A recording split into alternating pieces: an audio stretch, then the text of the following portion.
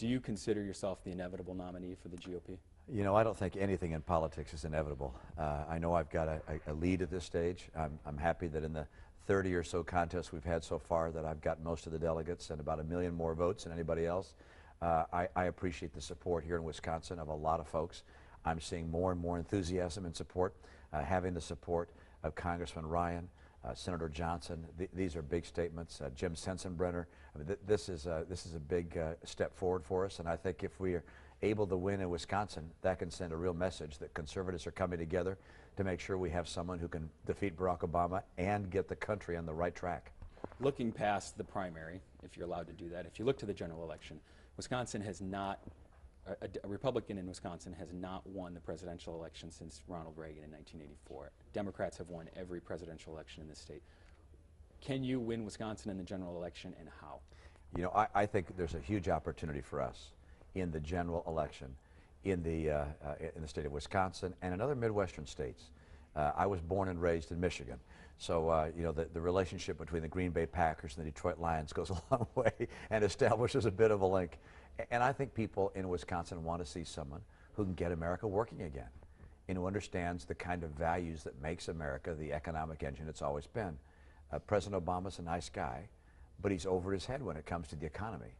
And his vision for the future of America is a more government-centered society. I don't think people in Wisconsin want to see a larger and larger government. They want to see greater freedoms for individuals and the rights of individuals to build their own future. What do you say to some critics, especially critics on the right, who say Mitt Romney's not conservative enough? He's too inconsistent on his positions. He's not the true conservative. What do you say to those people? You know, I know the opposition in the campaign will always try and characterize their opponents in the least flattering way. But my conservative credentials, I think, were established for most people across the country when I ran actually in the primary last time against Senator McCain, and I was the conservative alternative to Senator McCain. My positions are the same. The book I wrote about my vision for the country called No Apology describes those conservative principles.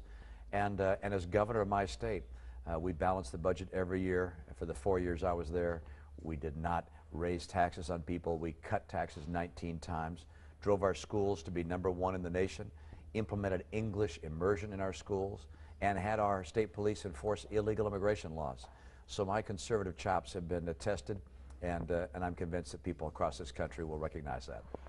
In your estimation, what has been the effect of the quote-unquote long primary? And some people have said, or have asked, is it time for the other candidates to get out? Others have said the long primary has made Mitt Romney a better candidate.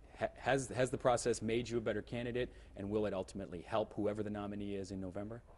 Well, I think primaries do tend to sharpen the message and to make sure that you've dealt with all the attacks that are going to come inevitably down the road.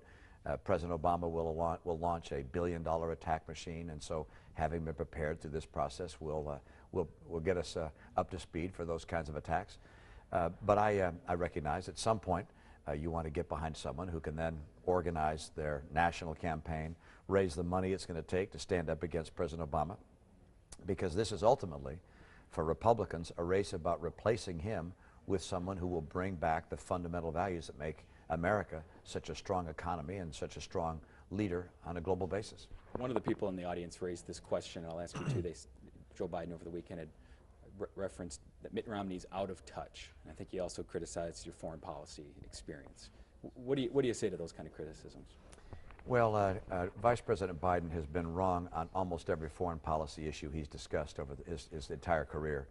So having him think I'm wrong on foreign policy is actually a badge of honor. And in terms of someone being out of touch, the Vice President and the President are really disconnected with what's happening in this country today. They think they're doing a great job and that things are going swimmingly in America. Look, people in this country are happy to have jobs, but incomes aren't rising. There are a lot of people without work. 30% of single moms are living in poverty in America. Gasoline prices are crushing middle-income families. Look, things are needing a new direction, and people understand that. And I'm afraid the people who are out of touch are the folks in the White House and the Vice President's team.